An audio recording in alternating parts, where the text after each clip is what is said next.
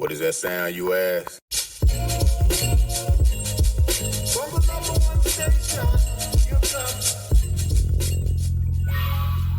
Welcome to the Rec Show podcast, a show dedicated to beat makers around the world. Kick back, relax with the host Gold in mind.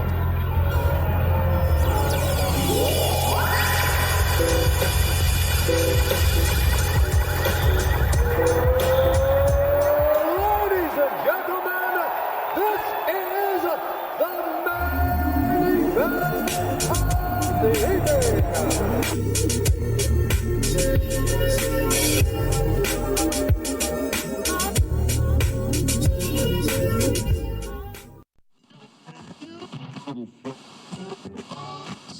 Bro, you made this on your iPad? What the fuck? Wait, was that the sample?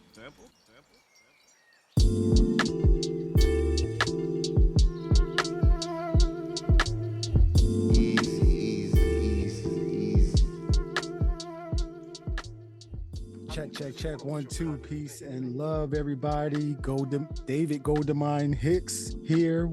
Welcome back to another episode of the Rec Show podcast. Man, this is episode number 75. We are in December, about to close out 2022, man, and we're gonna close it out with a bang this month, man. Yo, last week, I had a good conversation with Afro Blue. I need y'all to go check out episode number 74, and check out the previous episodes too, man. Y'all might get some jewels, hear about some new talent that's around the world and stuff like that. But today we are going to California. All right, we are going to chop it up with the architect of one of the most hip hop shits I've ever seen since I've been alive, for real. He's one of the architects of Flipabeatclub. He's a photographer. He's a music producer. Like, he's a videographer. He does it all, man. Like, this guy is amazing, man. And I'm honored to have him on the show and chop it up with him. I want y'all to welcome the one and only Mons Rock to the show. Mons Rock, what's good, fam? How you doing? Oh, man. Blessings, man. I'm blessed to be here, bro. I really appreciate the time, man. Thank you so much. Thank you. Man, my honor, man. Listen, I told him, like, you gave me the battery on my back when you asked me. It was like, yo, when you gonna get DiBiase? And I was like, I wasn't too sure about asking him. And then, cause I was just gonna work my way up. And then as soon as I had enough background, then I was gonna ask, somebody of his caliber and your caliber, honestly. But I'm glad you kind of pushed me to do that, honestly. So that was like nerve-wracking. I was sweating like a mug, nervous as a mug, yo. No, shout out to DB, man. That was a good interview, man. That was long overdue, man. Yeah, man. Yeah, man. He blessed us with crazy jewels, man. And we're gonna get the same right now. For the internets that don't know who you are, right? I just gave him a little tiny bit. But for the internets who don't know who you are, which they should slap themselves if they don't, go ahead and give them a breakdown of who you are, Mons Rock. Man, all right. So Mons Rock, I'm a producer, collaborator, contributor, photographer. Been making beats since like 1998. Started out in Woodland, California, where I live now. We come up in the Sacramento area. We did some work around town, and it's like we keep growing and changing shape. And in this iteration, it's about the focus is on community, and it's about putting producers in the spotlight and just trying to add to the scene, because there's a lot of really dope stuff that's out there right now. So, I'm just trying to play my role and help. Word, man. Yo, like, you do everything, man. Like, we'll get to a whole bunch of the stuff that you do, but I just want to get a little bit of background before we work our way up to like this. Man, like you're literally like a Renaissance man, like for real. You're like, in my opinion, and this is just me just seeing it from far away. What you do, I have no clue what all the stuff that you do, but I know it's definitely contributing. People see it, people appreciate it, man. And I just want to find out, like, how did you even? You said you've been making beats since, you said 98. 98, yeah, as like a beat maker, but it's like everything I've learned how to do is just out of necessity, because you know, you can't, I couldn't rely on other people to do stuff for me. I had to, you know, just figure out how to get shit done. And so, you know, when I actually started making beats, I think I might have actually been like 9 or 10, but I didn't really know I was making beats. I had this little this Yamaha S1 that had like this little button with the sampler on it. So like I would hold it up to the radio and like loop something off the, you know, whatever was playing. And I think like one of the first ones I remember doing was like the Chubb Rock, Treat 'Em Right. You know, I looped that little drum and the bass, and then like I would play that back and record it on a boombox, and then play those two back and record it on another boombox, and I just kind of just kept building beats. And I didn't really like take it serious until I met my brother-in-law Rob C. That was in like 1998. And then I saw him record at his homie's house with a 4-track, and I was like, yo, this is what I need to do. So, you know, for the longest time I was making beats on this Casio keyboard I got at Best Buy, and like no samples. I didn't have the gear to do sampling, and we ended up scrounging some money together to get a 4-track, and been making tapes ever since, man. And you know, we pop up every several years with a bunch of new stuff, and we try to stay active. But it's just been a journey, man. And what I've learned is like, you have to learn, you have to be a student and just absorb everything that's all around, man. There's tons of resources, we just got to look for them. Right, you know, right. Got to be open. Yeah, man. Yeah, like that's one thing I definitely take away from just watching y'all work, from, you know, just social media and the YouTube videos and stuff like that. Like, y'all are teaching, but then y'all are like learning as we go along. The technology is getting crazy. Koala Sampler and Serato Studio and all these different machines and stuff, man. It's like, how do you keep up with all of the changes in technology and implement them into what you do? Man, I just try to let myself stay inspired, and you know, I spend a lot of time watching. I watch everybody make the beats, and you know, I'm doing it on my own for sure, but you know, I go back to the lab and I think about the process, and I watched what everybody did and how they used certain equipment. So, you know, after having just the keyboard for a while, like I kind of know some foundation of you know, what notes to play. But when I had an MPC 1000, I think I rocked with that for like 15 years. That kind of got me into sample mode. So really just like listening to people's techniques and you know, just really being open to whatever, really, man. Like when Flipabeatclub started popping off, like I had one mode of making beats. Like I knew how to make beats with just the MPC and a couple little, you know, piano riffs, bass riffs and shit. But I feel like listening to my music before Flipabeatclub and after, you know, I've been a sponge, man. Shout out to everybody in the Flipabeatclub and DB and Bap Notes and everybody, man. Like, just I'm so inspired right now. It's so exciting. It's like my fourth prom, like my brother-in-law said. Fourth prom, yeah. Yeah, man. Yo, man. Just a different machine. Yo, first of all, shout out to Casio, man, because I started with Casio. You started with, everybody started with something that Casio made, yo. Like, and it wasn't the best at that time, but whatever we started with, we made the best of it, and then we progressed into something bigger and better. You know what I'm saying? Yeah, man. In my head, I was thinking I was Eric Sermon and shit, trying to play like him. And you know, the drums that I think you only had like 5 or 6 drum sets in the piano and shit. But you know, once I figured out how to sample, it was a wrap, dude. I just went crazy. Crazy. Yo, man. Yo, so you said your cousin. My brother-in-law. Your brother-in-law, when you saw him recording Y'all got a 4-track, but what what was your brother-in-law or any other family member listening to as you were like kind of soaking up that energy? Man, a lot of boot camp click, Redman, DJ Premier, Gangstar shit.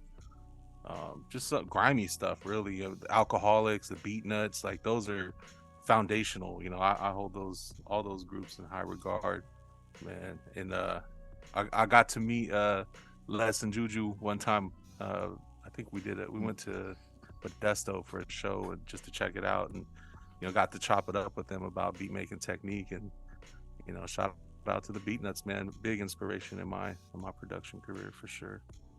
Yeah, shout out to the Beat Nuts, man. I'll be watching oh man, it's not Juju, it's Les. It might be Les, man. He did a Mass Appeal Rhythm Roulette, I think. Yeah. And when I watched that, and I watched him put on this one record, and then he like he made like I think he made 2 or 3 different beats with that one record. I was like, holy shit, man. Like, like what you could do is like, it's endless. It's just how you see it and how you put the puzzle together type of thing. You know what I'm saying? Did he give you any of those jewels as y'all were chopping it up? Nah, he didn't really bestow a lot of jewelry or anything, but just listening to him talk about, these little record hunts that he would go on and stuff. It was probably like an hour or so that we got to chop it up with him, but I don't know him personally like that, but it was a dope conversation. It was definitely a battery in my pack, but like you said, being able to chop that beat like several times, like that's the coolest shit to me with Flipabeatclub, because you listen to this one sample that everybody flipped, and like the last submissions we had like 58 beats on the last compilation, and cats just listening to things so many different ways. It's like learning to appreciate everybody's perspective is just, it's amazing, man. It's like there's so much there that we're just not paying attention to that other people are, and you got to just be open to hearing it, looking for right. Yeah, man. The streams go super crazy, man. Like people are creating. I'm skipping, man, because we're gonna get the Flipabeatclub and we're gonna chop it up about them. But I gotta ask you about this, man. Like, I know you started with the Casio, but how did you know when it was time to like let the internet or let other people hear your beats as you were creating from the Casio? Then y'all go into the 4-track. Like, how did you know it was time to be like, all right, I can let people hear my stuff? Well, back then I didn't really care. I was out there trying to move whatever we could. We were making tapes, and we started making CDs when we got a CD burner in like 1999 or something like that. So we were making tapes and taking them around town, and there wasn't no internet back then, but we were already doing shows in the Sacramento area with like a group called the Cuff and the Attic Merchants, and 12's Wax was on Broadway back then as well, and they were throwing a lot of shows, and I would just be active and just pop up at all the events and just meet hella people, and eventually they started putting us on, and like I said, we were still putting stuff out, but it wasn't until I linked with DJ Fooders. He's one of the co-owners of 12's Wax, but Fooders was rocking on the MPC 2000 XL, and I didn't know anything about samplers until that point. Like, Fooders showed me how to use that and just changed my whole trajectory, man. And after that, that's when we got the MPC 1000, and this is a wrap from then, bro. And now it's like I handed that piece of instrument over to my nephew, so now he's rocking with the 1000 and the 404 SX, and also the Koala stuff. So both my nephews, 3 of my nephews are making beats. Oh, they cooking? They cooking? Man, they cooking. Yo, when they coming out with their stuff, we waiting, yo. We jam them up all the time at the events. Like, yo, you got to play some beats, and I got one of my nephews to do it at the anniversary. It was kind of dope. So the other one's coming soon. Nice, yo. Yeah, we're gonna talk about that anniversary, man, because that's super important, especially to the beat community. But then also it was, I think you had different chapters tapped in as well, correct? So yeah, we gonna talk about that. But okay, so I ask this to all of my guests, man, and I know it might be a hard question, but I know you got an answer for it. All right. If you're able to, can you name that one song or that one beat that when you heard it, whether you were young or just getting into beats that kind of fucked, like it just messed you up, man. It was like, yo, this beat is crazy. This song is crazy. I think it happened a couple of times, but I think the most prominent for me is hearing "Run In" by the Far Side. So my mom was working at this place called Valley Distribution. They were a record distributor out here in Woodland, and so like all the artists would go to the warehouse every now and then and sign autographs and shit. And so my mom would bring these demos home, and I got the Lab Cabin California demo a couple months before it came out. But she actually gave it to my brother, and my brother was like, "Man, what is this? This is garbage." He was, he listened to the Bay Area gangsta shit, which I like too, but he wasn't feeling it. But once I put that tape in, I had no idea who Dilla was, but that was just like, God damn, bro. Like, I didn't know how to do it. I didn't know any of the techniques, any of the instruments. My dad is a musician, and I've been to studios and everything, but as far as making like hip hop beats, I had no clue what to do. I didn't know how they were taking the samples. I knew they were samples, but it was just, I don't think I put that tape down for at least 6 months. Like it was just so devastating to my whole outlook of music. Like I thought I was going to be, a salsa in a salsa band like my dad and everything, and learn to play funk or something. But when I heard that tape, man, it was over. Rest in peace, Dilla, man. Shit. Yeah. Rest in peace, Dilla, man. Yo, like, so I didn't know. Okay, so your pops got you got the music bug from your pops, right? So man, it's in the blood, bro. Like I was 5 years for real, doing the DNA. I was 5 years old on the stage at like Southside Park in Sacramento. They would do like big Cinco de Mayo festivals. They play salsa music and oldies and funk and soul and stuff, cumbias. But like I was right there next to the bass amp. My dad was a bass player. But I was up there on stage, man, just watching everything and just always around all of his practices. I would go, like I said, I'll go to the studio sessions when they would have shows.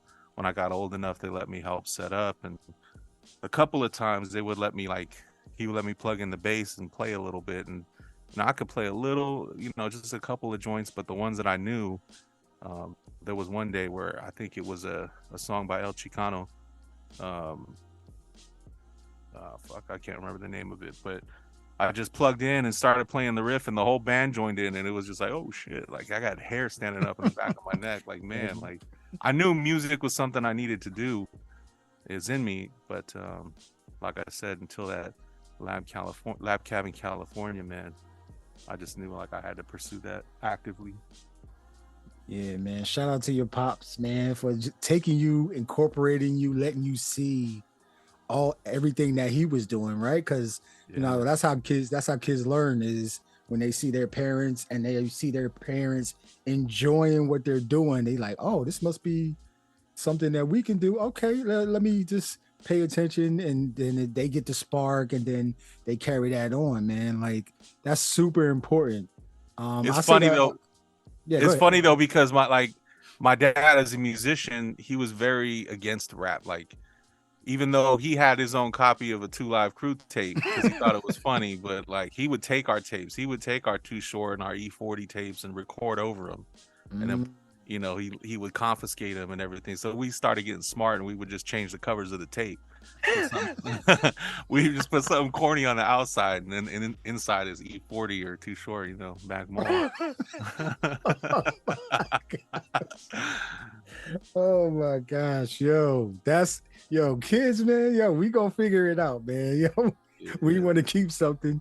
Shout out. I mean, no, I don't think a lot of parents back then liked rap just because it was, they had this whole stigma. It's just all gangster, all booties, all, jewelry, drugs, all that type of stuff. I mean, if they would have had the internet, they could have looked it up. They didn't have the internet though, so they just looked on the news. News painted a negative image about, rap music and stuff like that, man. But was it almost? Are we 50 years for hip hop? Yeah. I think we are, man. This year or next year, yeah. Yeah. I think we 50 years. Keep going, man. So we still going, still growing strong. I'm inspired, just like you are, man. But I do have to ask you this, man. What, the 4 pillars of hip hop: DJing, emceeing, breaking, graphing. Which one did you start out your journey with? Probably. Well, I wanted to rap, but I wasn't any good. So really, I think listening to the homie, my brother-in-law, listening to him rap, like I knew I wanted to make rap tapes. So I mean, that was kind of like I had to find my way in, and making beats was a way to do that. But I did rap for a little while, and every now and then during the Flipabeatclub events, I'll pop up and drop a little something just because it's fun. But on the cypher, on the site, I'll spit a little something and just zap everybody real quick, and then fall back, and they're just like, what was that? Yo, do you remember the first rhyme that you wrote? Yeah, and it was terrible. You still remember it? I do remember it, but I'd rather not. I'd rather not, man. I'd rather not. I got you, man. But that, it's all about progress, man. We gotta learn to make mistakes and just keep building,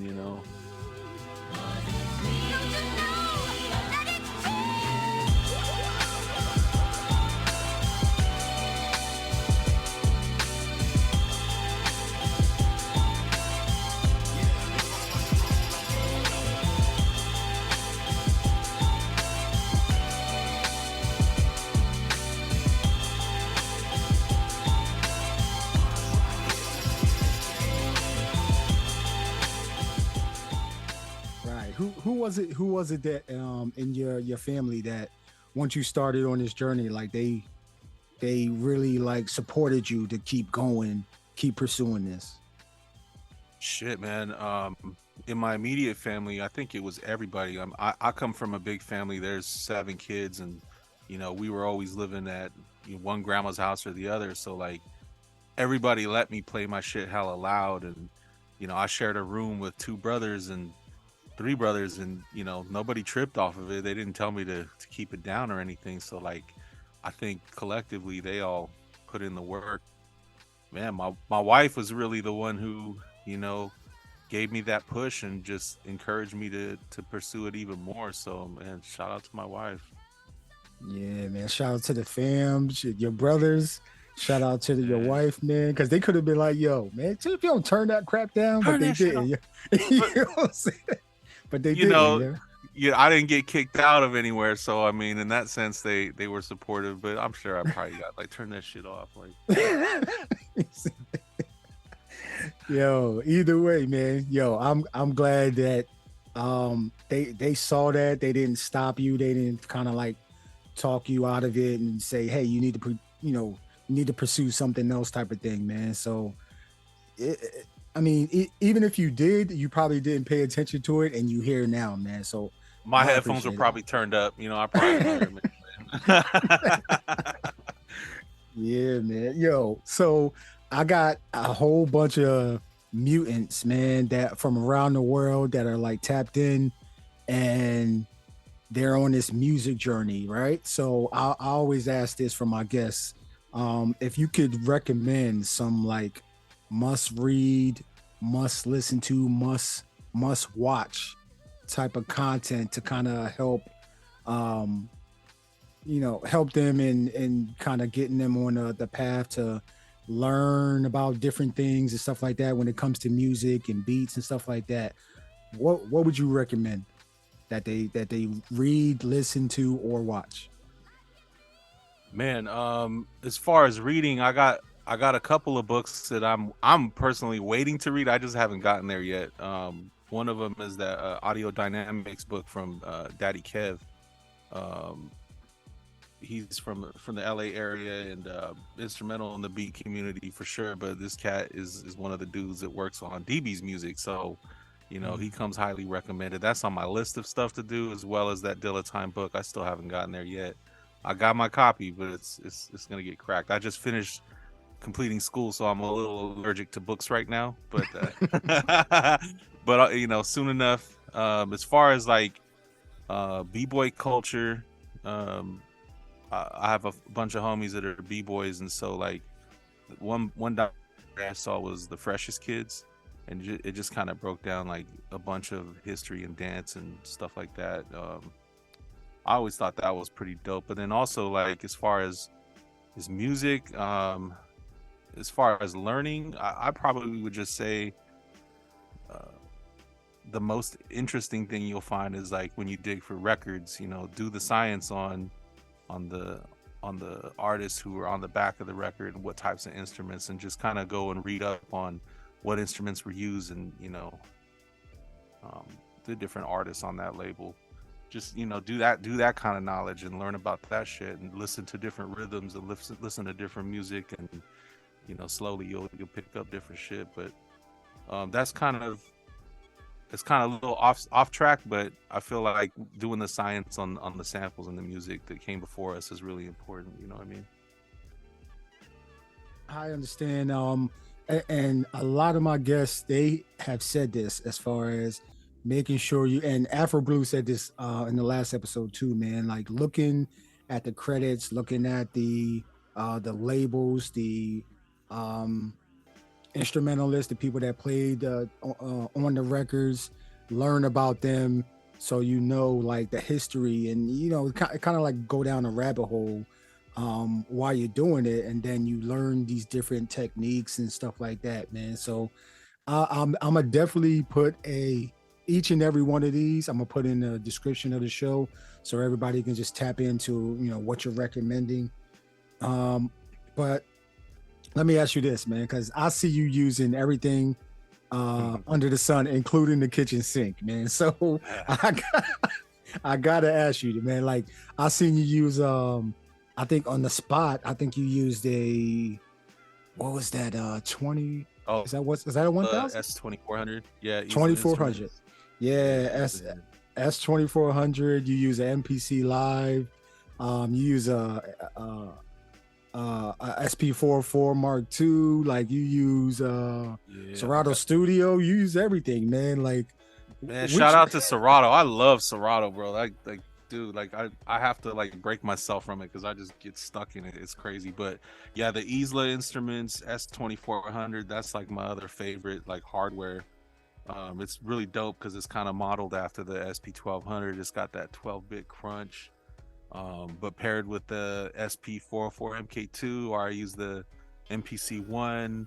Every now and then I'll bust out the MPC 2000 or the 2500. I'm an MPC guy. I love that shit.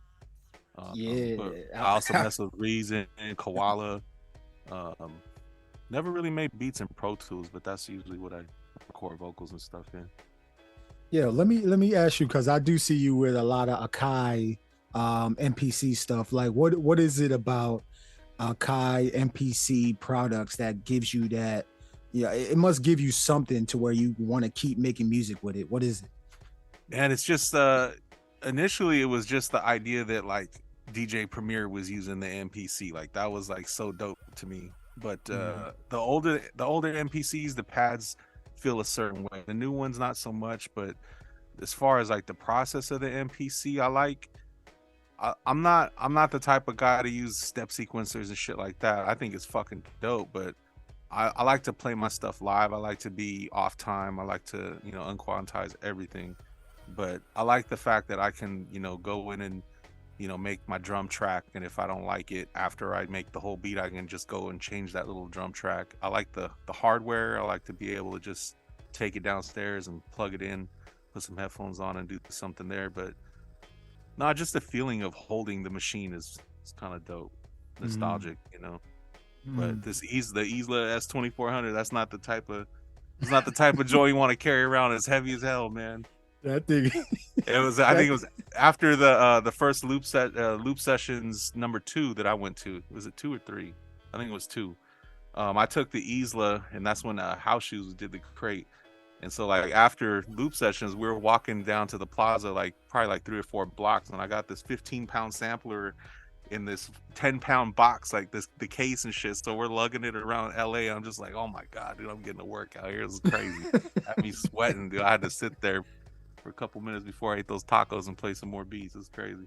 Yo, man. Yo, I definitely, like, there was a lot of people said that, man, like the pads, and it just I guess with the technology, some of how they built the machines kind of changed. But I think Akai is one of the ones that's like, they still have products to where it gives you that grit, that you know, that filthy sounding. Like you don't want everything clean. You want dust, dirt, you want grime. You know what I'm saying? Like, would you agree with that? Like, what's wrong with having the music clean instead of being dirty, dusty, and grimy?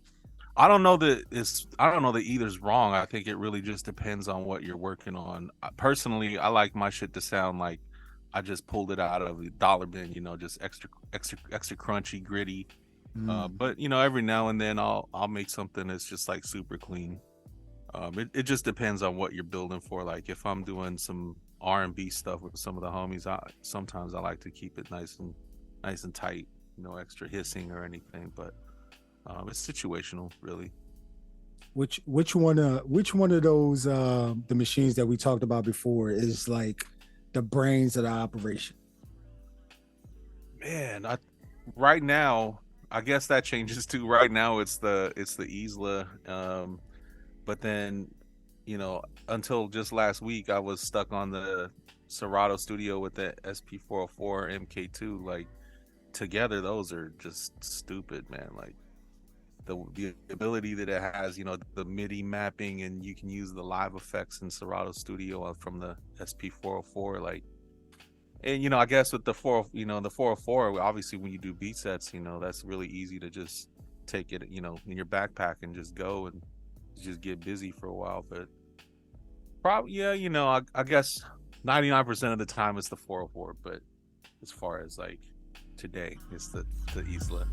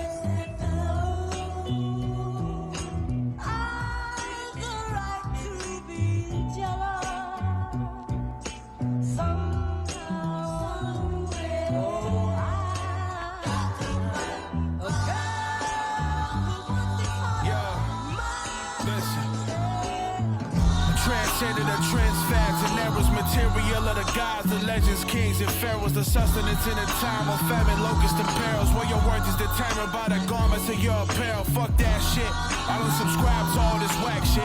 Choking chains and belt buckles purchased with taxes for the school of thought of what you flexing, you done stashed it 10 times over before you flash it. Boy, Billy badass of the kid, I lead the posse. Who Who got the moxie to fight the prophecy? The scriptures that I scribble, symmetry of the Fibonacci. Flash flame cooking with the centigrade of a hibachi. So lock me in as a short bet for the top. We future kings like Michigan Weber and Sohorachis. Won't stop until we on top. G hard to ignore, so just bet the house on and sit back and then watch me. Let's go. Faith without work is to believe our God is foolish and rewards those who do not care to strive for his blessings. I'm out for all minds, brother. What is you doing with this blessing? We know it's life. This existence is finite, but the possibilities are not. There are infinitely different outcomes to your path. For God gave us our greatest gift other than life, and that is called free will. Respectfully, get the fuck up off your ass and work. Yeah, meteoric rise till about the laws of physics. Why I know that Yahweh told me to mind my business. Y'all can have the overnights while I'm overnighters and gritting. Just a cup of coffee and Cuban to calm my jitters while I formulate plots of them know I'm great, but pray for humility so I know he gon' know he's checking, make sure I'm straight. Big boy balls make your broad wanna fornicate. Believe me, shit that y'all regurgitated just ain't hold the weight. Anointed flow with purpose. Unbreakable, I changed my family curses. Unshakable, the faith is firm, ferocious. Incapable spitters that get shown the curtains. Boy, I murk 'em, look. I keeps it real about my journey, dog. Opinions of the sheep just ain't never concerned me. Why I must, they never heard of y'all. Y'all follow trends, I follow God. We is not the same. Any contenders finna murder y'all.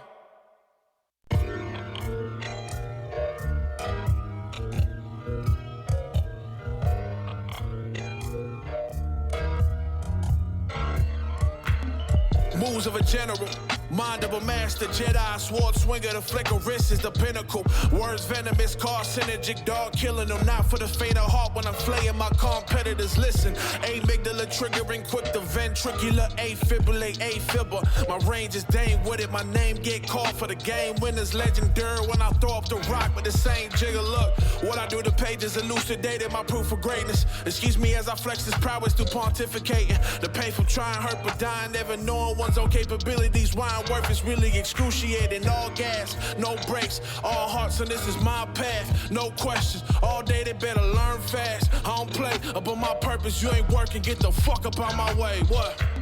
I'm the one they call when they need some. Fire, I'm a motherfucking beast, yeah. This right here ain't for the weak. It ain't really shit when you a go to these sheeps, yeah. Out here, grinding hard 7 days a week. While the wolves ain't concerned with the pennies of the sheep. You see the wild ain't a place for the fable of the meek. While the strong only survive, I'm a beast, yeah. Verbose, virtuoso, wordsmith. Soon as I apply the pressure, they know it's curtains, dog. Look, sure bet I'm finna murk shit. Look at my track record, they know I've been working, dog. Look, equanimity and delivery of these verses.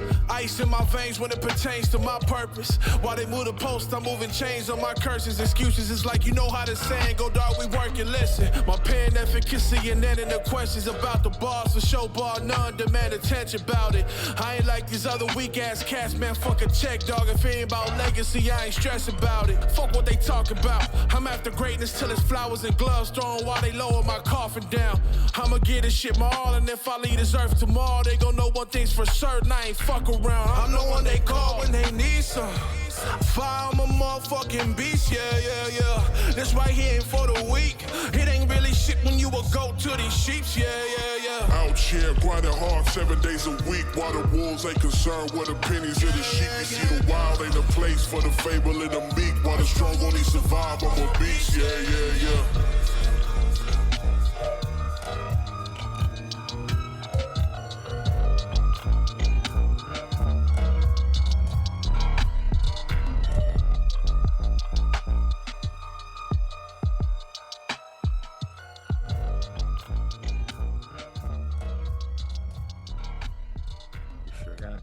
Got you. Yo, so you're more than a producer, man. You're a curator for the likes of like Flipabeatclub. You're a photographer. You're a videographer.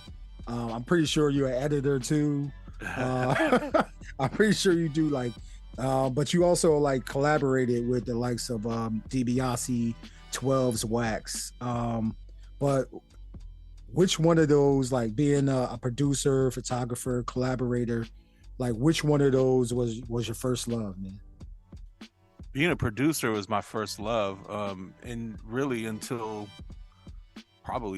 just a couple of years ago, man. Like being a producer to me was kind of just it was solitary, you know, just by myself doing my thing.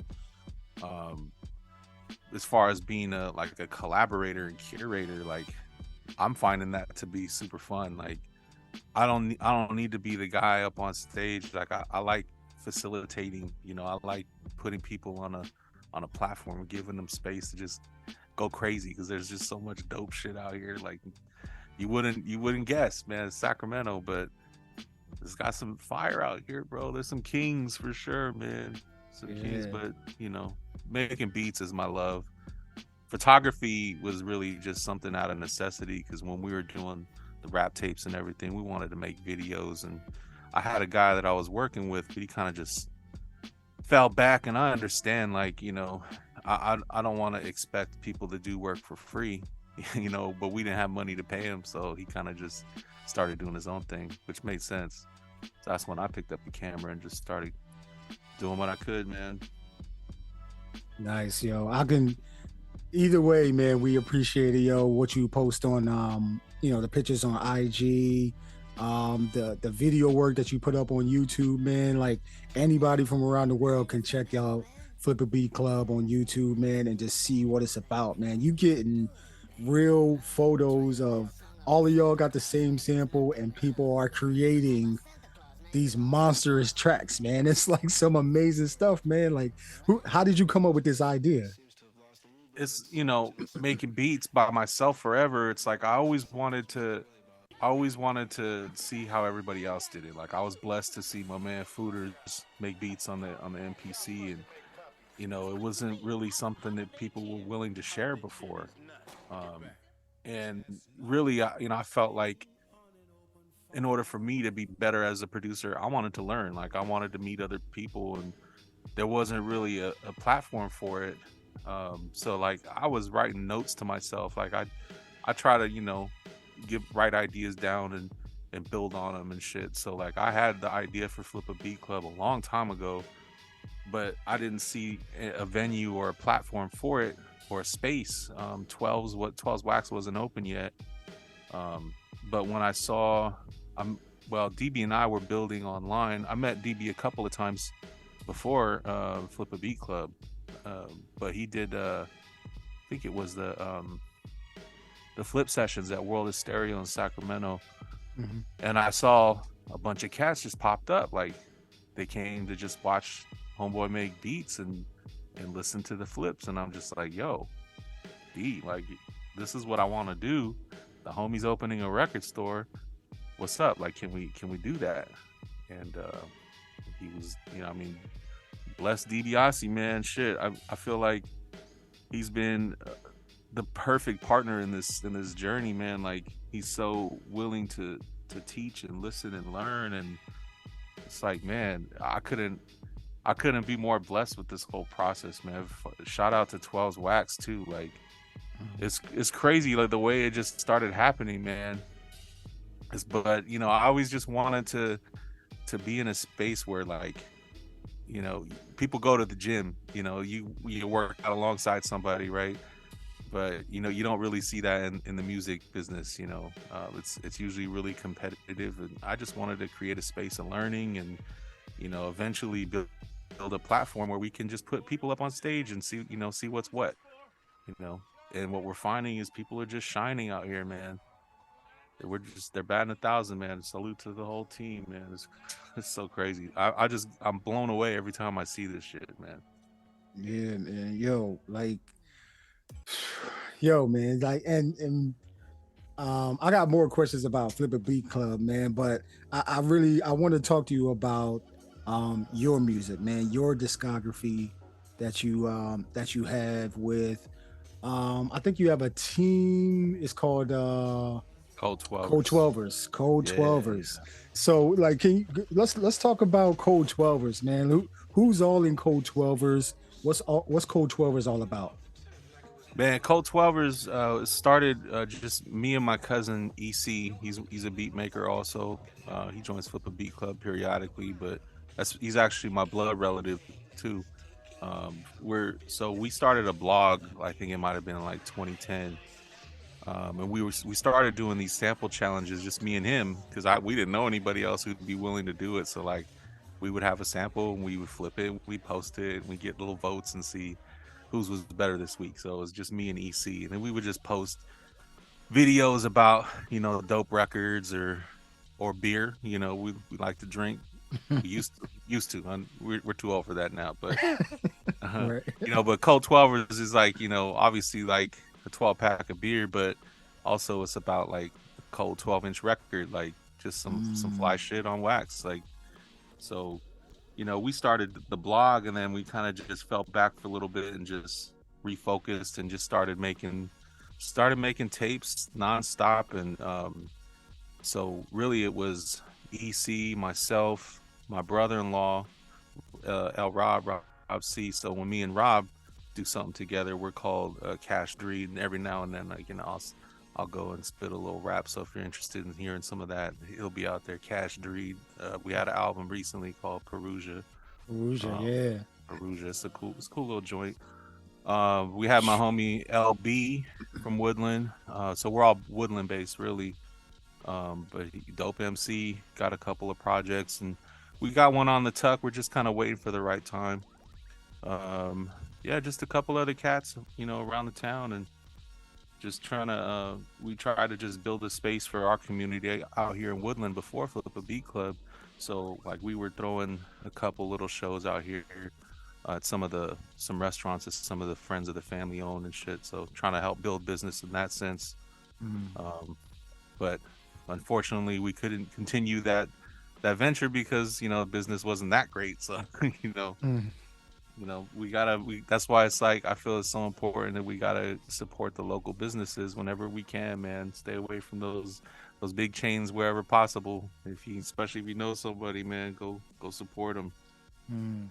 Where does that come from? Where you just get that need to support the local businesses? Because that's not just a you thing, man. I feel like that's a Cali thing, but it's also like a Sacramento. What's the other? I can't even remember the other town, but that, I feel like that's ingrained in y'all in California, man. Man, I feel like, you know, diversity is important. I mean, there's a diverse population in California and Sacramento especially.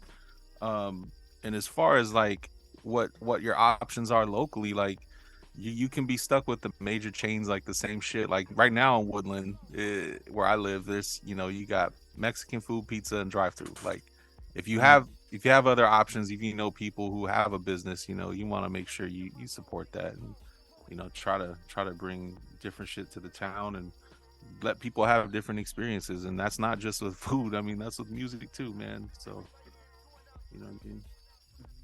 So, okay, 12's Wax. You're doing Flipabeatclub inside of a record store. That's the most That's a crazy shit. I was like, yo, that's so crazy, but it's genius though.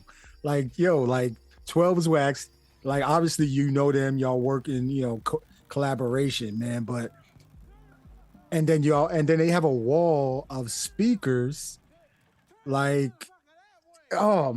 Just talk about like how'd that come about, man.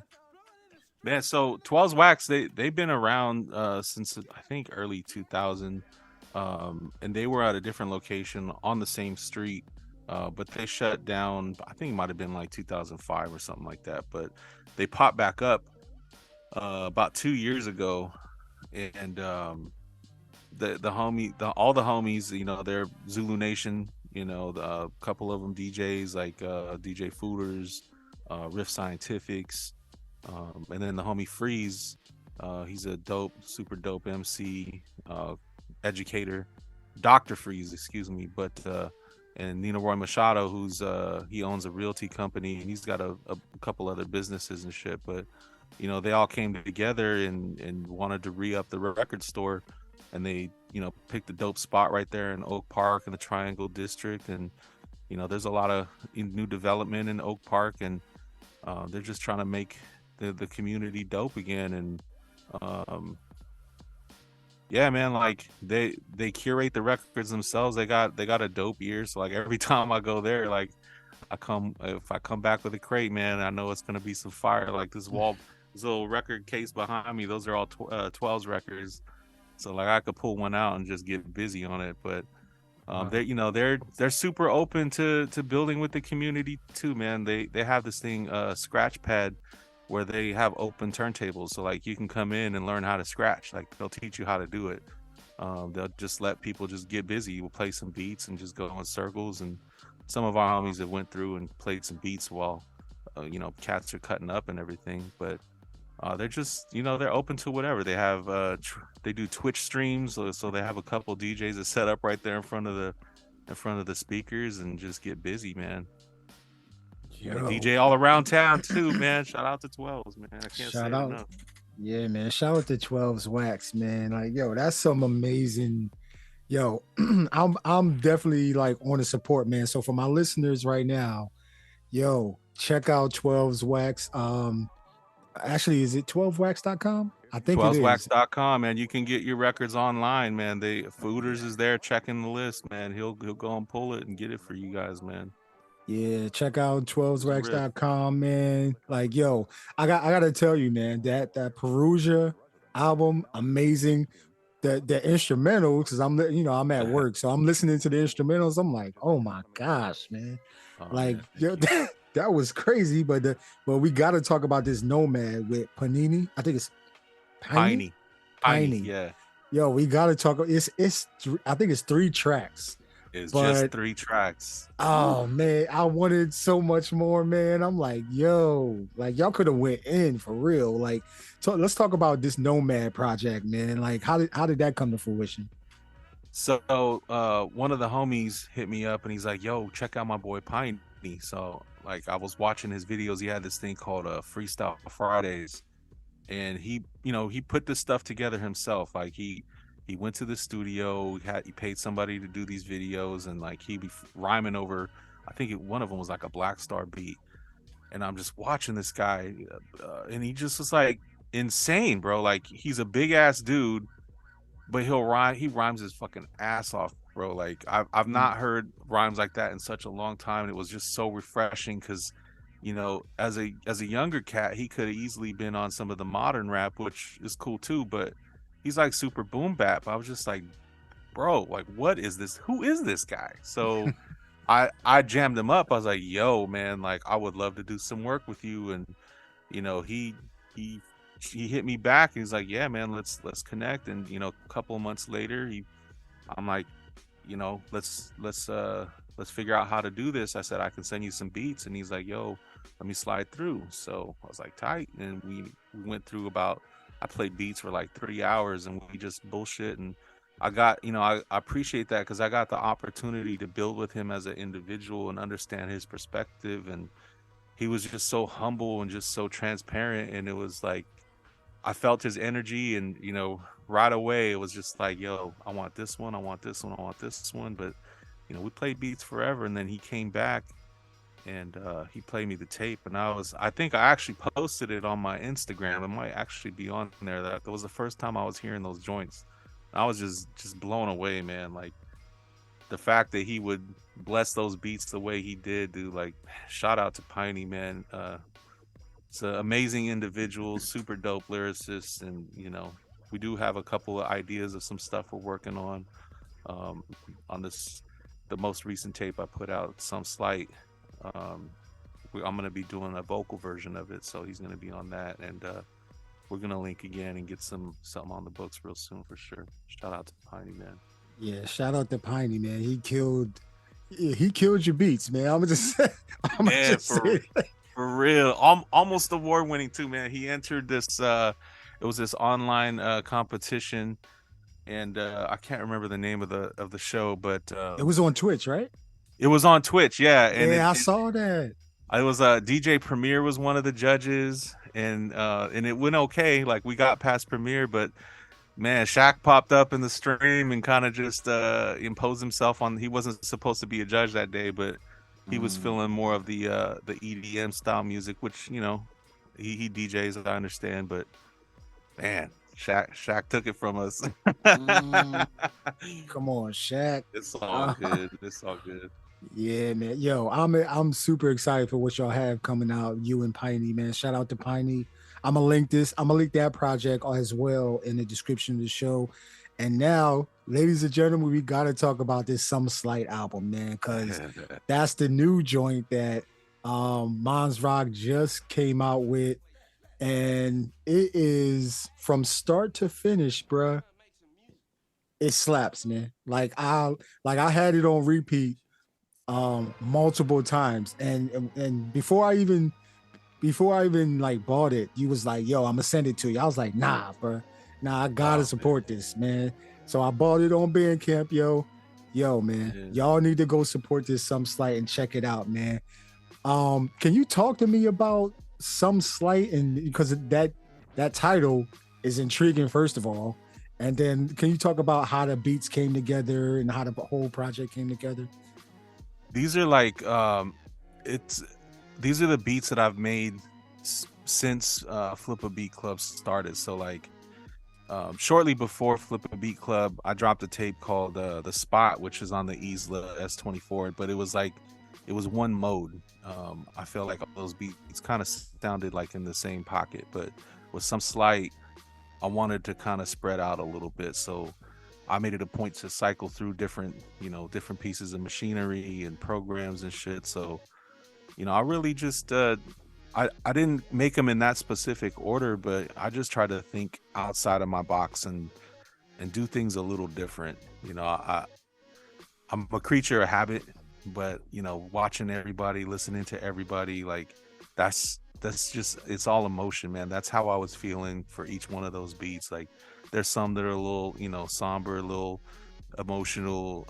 There's some that are happy, some that are a little, you feel a little pressure on them. But I doing Flipabeatclub, I was finishing a program through school for work and shit, and so like music was kind of my way to kind of to just get through, really. I had no time to do it, but that's when we started Flipabeatclub, and I kind of just started working on this little tape on the side. And some beats I wanted to give to somebody to rap on, but these are all the ones that really I just kept tucked away for myself. I was thinking I was probably gonna rap on a couple of them, but after I put it in sequence, and I was just like, I don't think I need to be on this shit, but I want somebody to hear it, man. Yo, man, this is, man, it gave me goosebumps, man, goosebumps vibes. Listening from track one, Welcome, to the last track, I think it's Since You, I think it's called. Yo, man, 26 tracks, all slappers, man. Listeners, go check out Some Slight, and then you got the album where you're gonna have some MCs rapping over every track, or how's that gonna work? So yeah, I think I got somebody for every track already. So I got a couple of them back already, like Piney's doing one, the homie Big Daddy Chop, he did one. Shout out to Big Daddy Chop. Yeah. The homie Semi Auto, man, blessed me with something. Shout out to Semi was one of the first cats to Flipabeatclub, man. And obviously, the immediate homies, Freeze and Rob C. Yeah, dude, like I got some feelers out, so I'm just waiting for some recordings to come back. Even the homie Naja Head, man. Naja Head's gonna bless a little something. Say word, yo, Naja Head, man. Yeah, he got bars, man. I got to meet him on one of the recent trips to LA, man. This was actually the first trip to LA for me, was that the one with the house shoes loop sessions, and I got to watch Naj just like get busy freestyling in the parking lot. And that dude was so inspirational to me. I don't think he really understands, but we listened to his tapes all the way back from LA, man, back to Sacramento. Yo, Naja Head, man. Yo, he's another pillar. He's another OG in the community. I had no clue when I first had him on the show, man. As I was doing my research about him, I'm like, yo, man, this dude, his beats all on Bandcamp, they all slap. They musical. They like, yo, it's different vibes for every like. He's not just one sound, man. You can't box him in. Kind of like you neither, man. You can't box you in either. So I'm like, yo, people gotta know about Naja Head, man. So I just reached out and asked him, like, hey, can you want to be on the show? And he was like, hell yeah. I was like, bet, yo. So I had no clue until DB told me. I say DB like I know him, yo. DB obviously told me. He said, he's like, yo, like Naja Head been around for a while too, man, doing his thing, still doing his thing. He just won that Smack Pack 14 challenge with Ski Beats, man. He won that. Yeah, man. Yo, man, like amazing stuff. Yo, I gotta. So besides Some Slight, there was one more album, man, I needed to talk to you about. It was called it's the FABC Flips Volume 1 through 12, which all of the tracks that you did, right? So you just put that out, and then you also have another joint that you're about to put out too. Can we let's talk about those two, man? So I'm a sucker for the holidays, man. And, I love the holiday season for sure. No fronting on that, but I don't really like Christmas music that much. So I wanted to kind of put something together that, I could play in the background, and, maybe something that like cats in a coffee shop or at local restaurants or something that'd be willing to play, and really just kind of I think of it like a party, man. Like I like to do stuff where everybody's involved. And so like this is the second one that we did. It's called under the moniker DMKTZ. So we have Funky Sweater Party that we dropped last December. And so we're doing the Funky Sweater Party Volume 2, and we got beats from EC, from Bap Notes. Shout out to the Bap Notes, man. That's another cat you guys need to check on, is Bap Notes. He did the sample packs for the DB's Diner for the Serato. So man, he's got some really dope stuff in the works. But the homie Dirty Mumbles, some of the Flipabeatclub family. We got Jesus Get Loose and Roboplex and B Wit. We got MCs. We got EG the Beast from Sacramento. EG dropped a single with DiBiase. Oh my god. Yeah, dude. Shout out to EG. The homie Taquan. He makes beats like crazy, man. He's a monster on the 303, but he can rhyme his ass off. And I actually met Taquan in Oakland at a Beat House event. Me and Bap Notes just walked up on the Ave with a boombox outside the venue when it was over, and Taquan just started rapping. Oh, that was your? Oh, yo, yeah, man. That cypher was crazy, man. Like, I'm just looking at it on IG. I'm like, damn, yo, they going in, yo. Bro, so Taquan hopped on this, and man, I think Taquan got like 5 or 6 joints on this project. But it's 25 tracks deep, man. So it's I'm in the final stages of the mixing. Actually, after we're done, one of the homies is gonna come through and do one last song, and so yeah, I think we'll have it ready by the 15th. But it's holiday music, but not like ho ho ho type shit. Like, we use some samples, and the songs are not necessarily Christmassy, but it's it's in the spirit, you know what I mean? Right. Yeah. I've been listening to Christmas music since the day after Thanksgiving. I'm so tired of Christmas music, man. So I'm looking forward to this beat. This ain't a beat tape. This is an album, man. So I'm looking forward to this album, bro. Yeah, it was gonna be just a beat tape the first time around, but once I don't know when to stop, so I'll just keep throwing more shit in it, and I just started inviting more and more people, and it just kind of spiraled out of control. But it's perfect, man. It's exactly what it needs to be. It's exactly what it needs to be, for sure. So when's this Funky Sweater Party Volume 2? When does it come out? It's gonna drop on Bandcamp next Friday, the 5th, December 15th. So if I can get it all done in time, I'll probably send it through the streaming platforms too. But it's a Christmas gift, man. Cats will be able to download it for free. Happy holidays, shit. Oh man, happy holidays, man. Yo, so all right, I gotta take you back. And history just a little bit. I need to know, like, give it some thought. Like, as a kid, who were your like beat maker superheroes, and then today, like, who are your beat maker, music producer, composer superheroes? And no genres off limits, bro.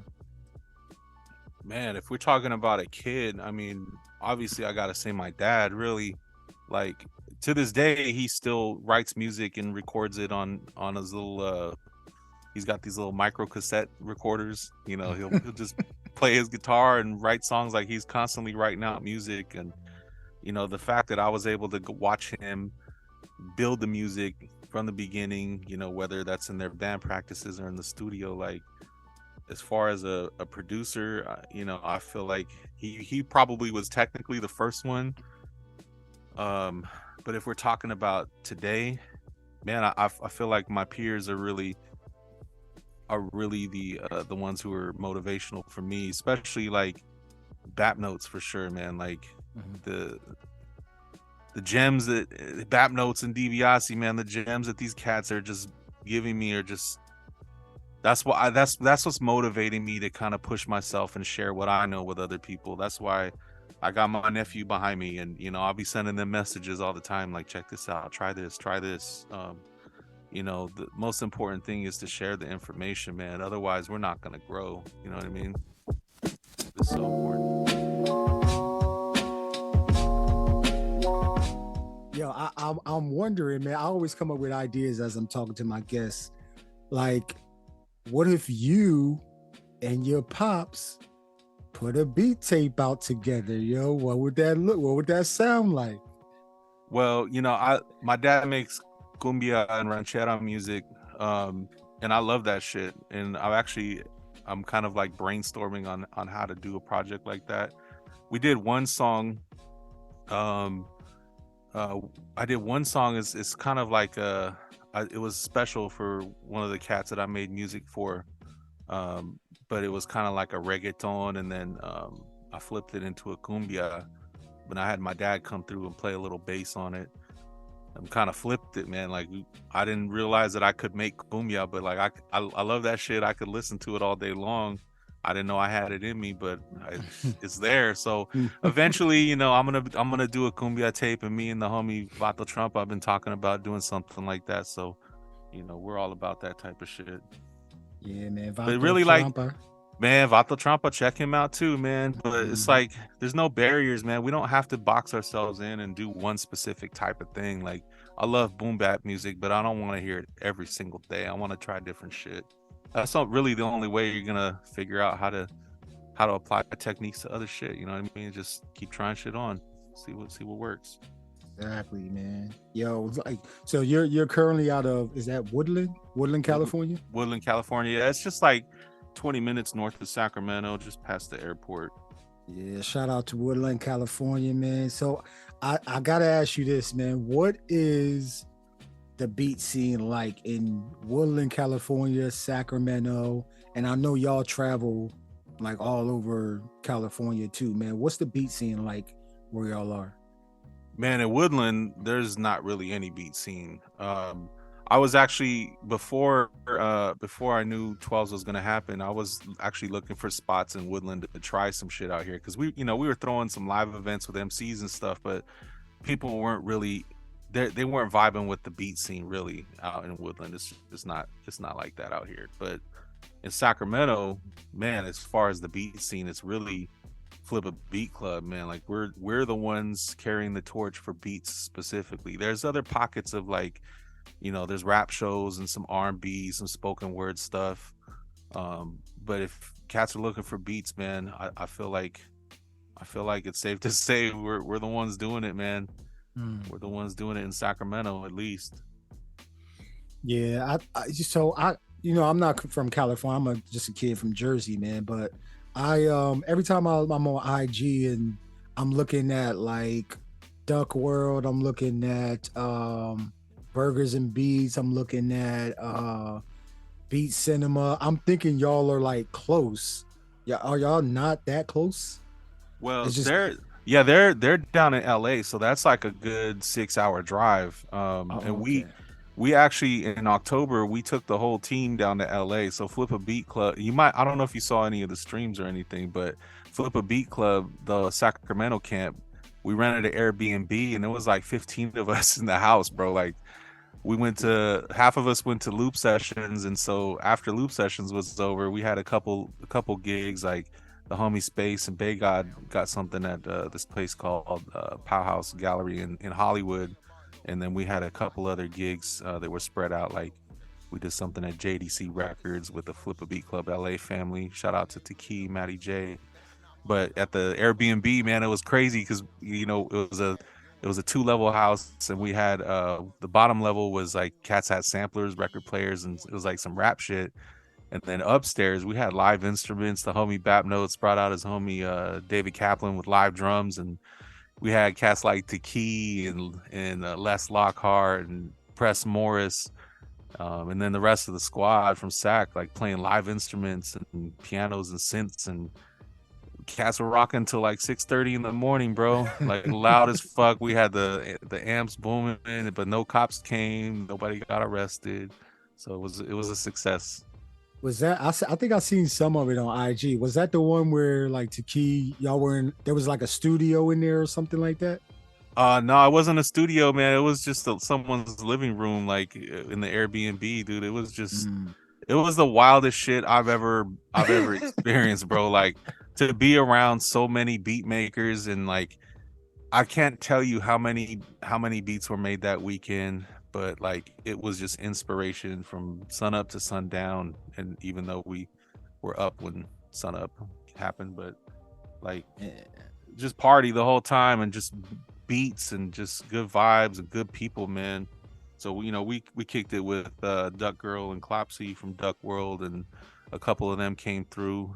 The organic beats family from Flip a Beat Club LA, JDC Records, like they all pulled up. All the LA family was there, man. It was beautiful. Yo, can you talk about because you saying Flip a Beat Club is not just where you are, right? There's different chapters. So how did the different first of all, where are the different chapters? So my listeners that are tapping in, they can kind of get plugged into wherever they are. Where are the different chapters, and how did they come about as far as branching out from just one Flip a Beat Club?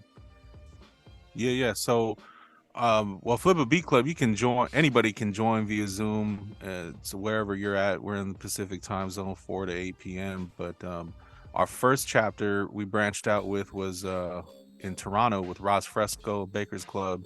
And shout out to Roz, shout out to Lucas, man. Like, so obviously DB and Roz have that relationship, and Roz is a fucking monster on the beats too. So yeah, man. He said he was interested. I was like, yo, let's run with that shit. And his vision and his whole energy was amazing to me, man. I got to talk to him on FaceTime, and like, I was moved by his willingness to participate. And the man is busy, like he's got a lot of dope stuff in the works, and he's willing to contribute to this effort. Like I felt more value in the whole process with him involved in it, for sure. So he does Toronto, and then we branched out to Philly, and the homie Q No Rap Name was our first co-host there in Philly. Wow. But Q No Rap Name was out in San Francisco, and I actually met him a couple of times, and he was at Flip a Beat Club number 2 in 12's Wax. And so like we got to build, and I think it was like last May I had like a little barbecue, and I had cats over at my pad, and Q came through, and we got to build and chop it up. So we always said, like, if you ever move back to Philly, let us know, let's do it. And he hit us up, and the rest is history. And just recently we added the homie Phil Spector. Shout out to Phil Spector, because he's been helpful with the Flip a Beat Club Philly, and shout out to Crate Diggers Philly. So they're on the Eastern time zone also. And then the homie Vinny Cousins, Gadget, Slim Cat, out in the DC area, the DMV area. They're on a hiatus right now, but they'll be back at the beginning of the year in the DMV area. And that's, homies really. DB did a trip to DC, I think it was about 6 months ago, and he got to build with them personally. So it was a good fit. Like, they understood the scene, they understood what our mission is really like building and shit. And they're just they're on the wave, man. So it was a good fit for them. And then obviously Taki and Matty J, the LA family, like DB's known them for a long time, and it's always been love whenever I've interacted with those cats. And so when we got to go down there just last October, man, it was beautiful, man. It's like we multiplied.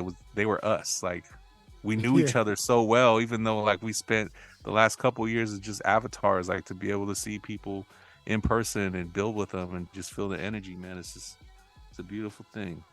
Yeah, man. Yo, it's a beautiful thing to see, and I'm just seeing it again on social media. So once I get the opportunity to come to Woodland, California, to an actual Flipabeatclub, because there's a Flipabeatclub coming up on the 12th, which is Monday, y'all.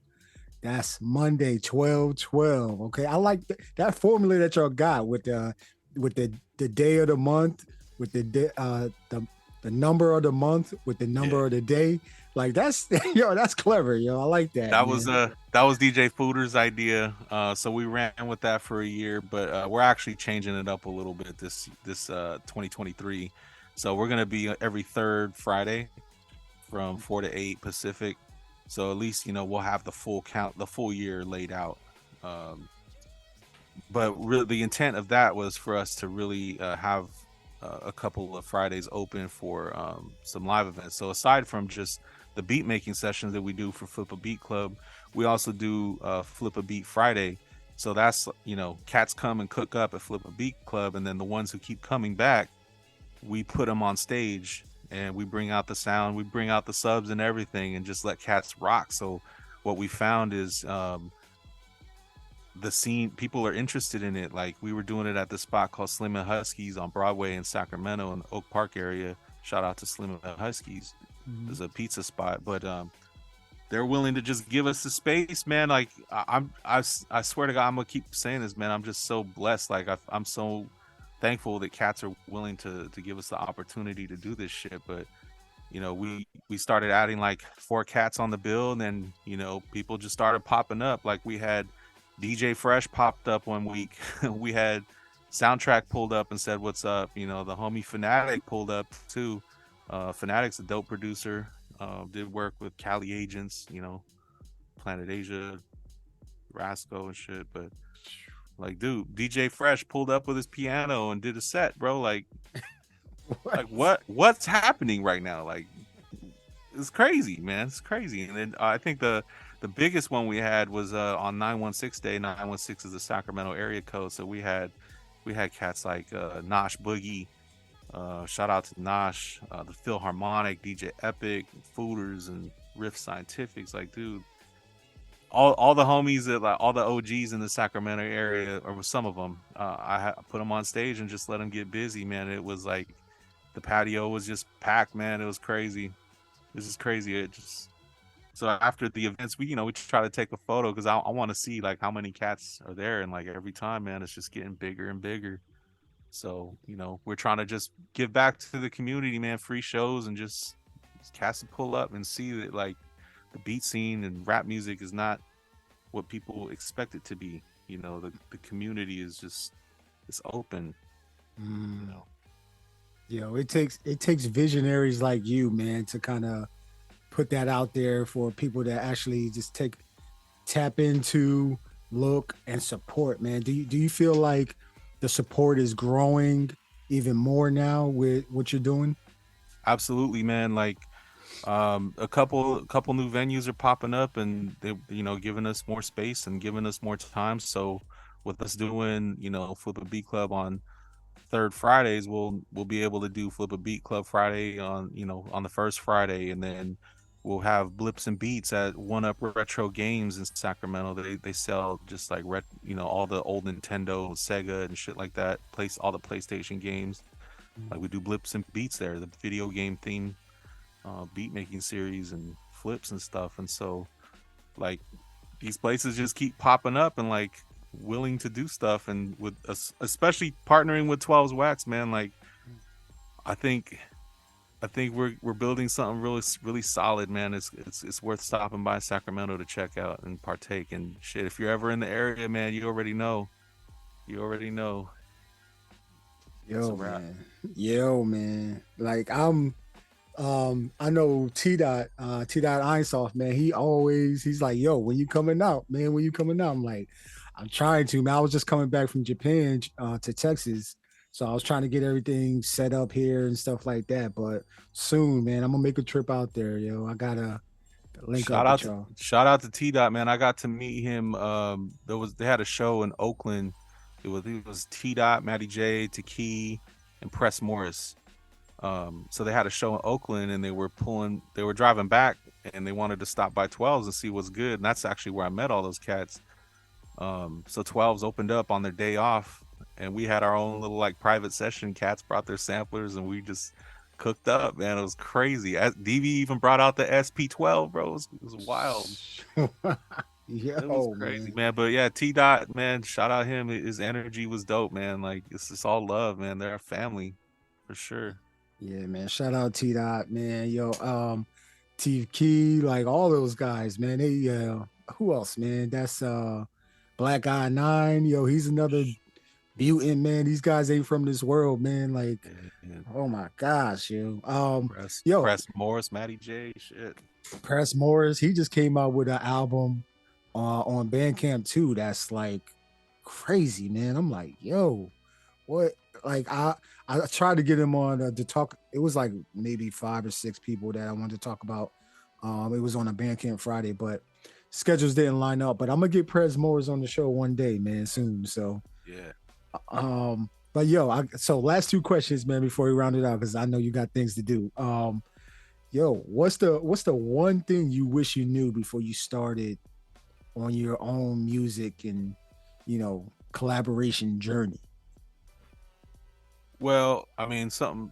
I think like collaboration, really.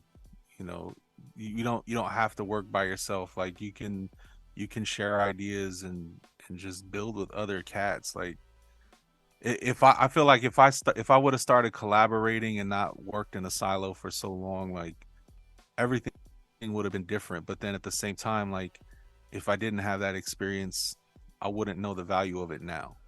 So, you know what I mean? Like it was a lesson, but I guess all I can do is tell you that it's important to build with other cats. But it's something. If a different thing I'll say also, like I should have just skipped the Casio and went straight to the MPC, and it would have been game over. I always say that, man. Like if I had that MPC in 2001, 1999, 2001, oh my god.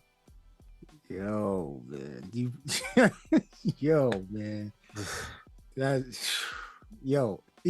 I'm glad that you started with the Casio and where you are now, man, because you get to see, like, if people tap into, and I'm gonna link your discography and everything from Code 12ers, man. I'm gonna link it in the description of the show. You look at and listen to your progression as you grow year after year after year, man. They'll see, like, yo, man, this guy, he has something in the beginning and it's getting better and better and better, man. I'm super excited for what you got coming out, what you have out right now, but then also what you got coming out in 2023, man. So I gotta ask you this, man.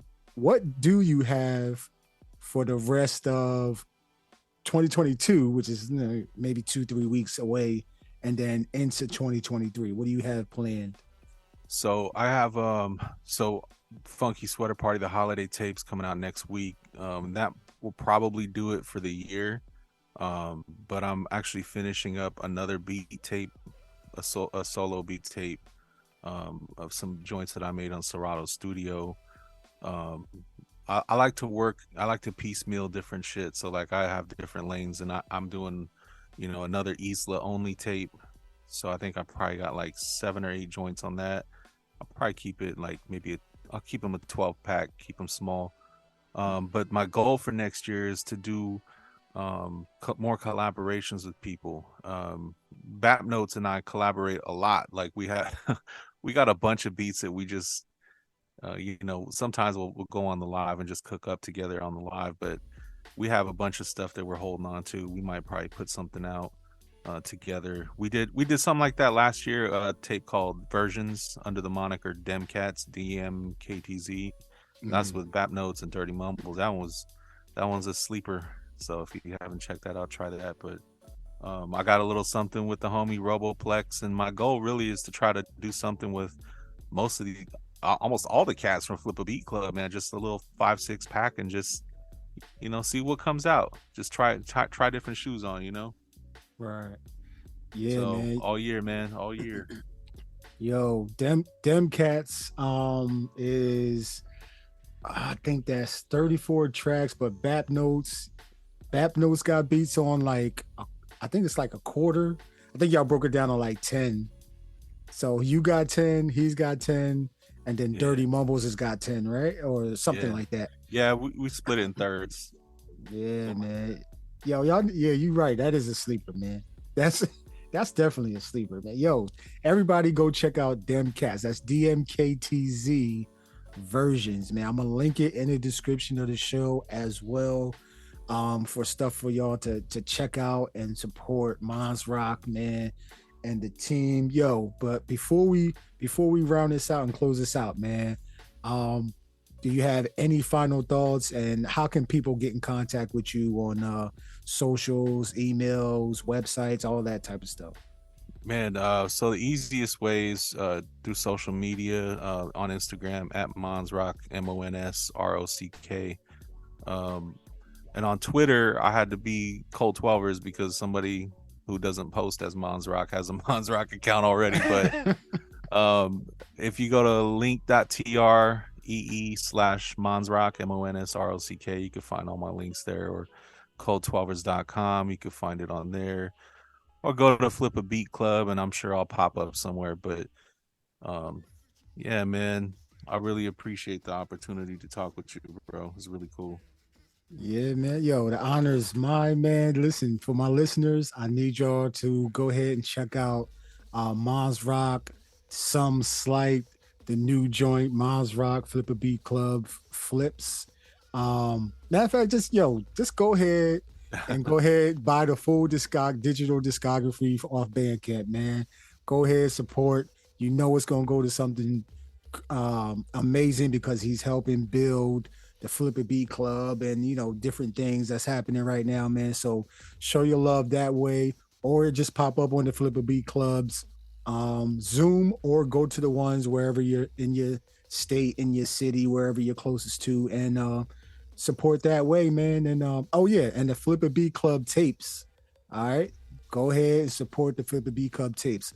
I know you put it out as people can pay anything, right? They're usually free digital download. Yeah, they're free. Like, it's community. We're handing out the bread. Cats need to eat, so we're feeding them tapes. Right. Yo, so y'all, hey, listen, listeners, go ahead. The internets, go ahead and check that out. Support that way as well, man. Yo, it was an honor having you on the show, man. Yo, I've been trying to get you on the show for a few months, and I know there's crazy jewels that the listeners are gonna pick up from this. Your nephew's in the back, man. Your nephew that's laying down right now, man. What's their name so we can tap in with them right now, because I know they're gonna be monsters.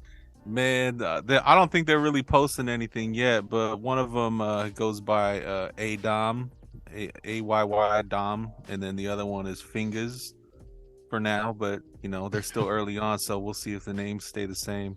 I don't even think I have my rap name until probably like 5 years into my career. Yo, man. Yo, amazing, man. I know.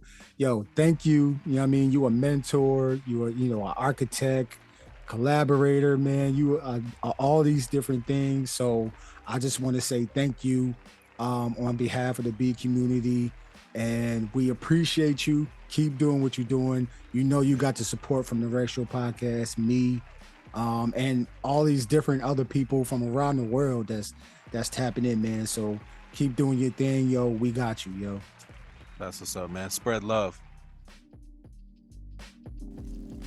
Yeah, ladies and gentlemen, so that is the episode, man. That is episode number 75 of the Rec Show podcast, man. Thank you all for tapping in, man. I appreciate every single one of you for tapping in, man. I almost said use.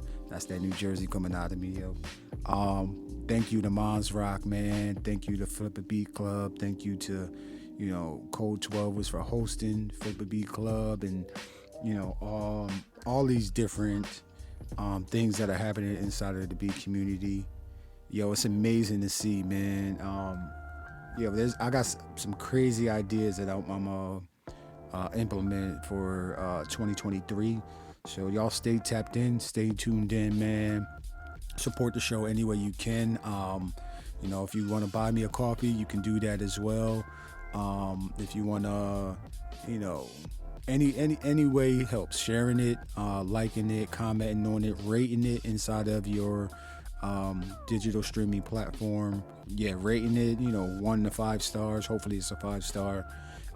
That gets more people, more ears, more eyes on to the podcast, man. So thank you very much, man.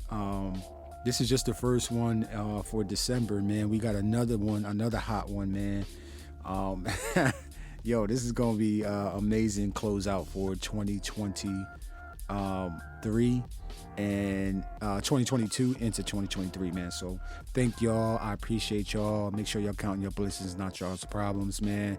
Make sure you make memories with your families, good memories, lasting memories. And I will see y'all in another episode of the Rec Show podcast, man. Peace and love, y'all.